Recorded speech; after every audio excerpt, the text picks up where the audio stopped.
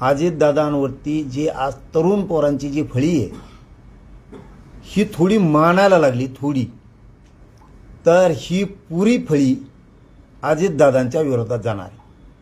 कारण आरोपी लपवायला सुद्धा धनंजय मुंडे जबाबदार आहे, तोच लपवतोय अशी शंका आहे. खून करायला त्यानेच पाठवलंय, खंडणी मागायला सुद्धा त्यानेच पाठवलंय धनंजय मुंडेंनीच.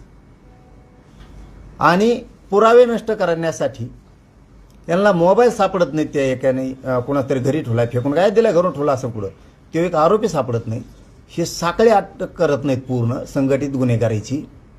याचा अर्थ असा दिसतोय की तो धनंजय मुंडे कुठंतरी एका अधिवेशनात अजितदादांसमोर बोलला की माझ्यावरती अजितदादाचे एवढे उपकार आहेत की माझ्या मेल्याच्या नंतर धूर जरी निघाला तरी त्या धुरातून उपकार फिटणार नाहीत.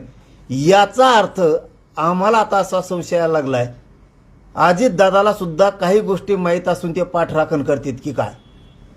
आजपर्यंत आम्ही हा विषय काढला नाही, पण आता आम्हाला काढायची वेळ आली. त्याला नाविलाजी म्हणजे तुम्ही पापी लोकांना पांघरून घालायचं काम अजितदादांनी आणि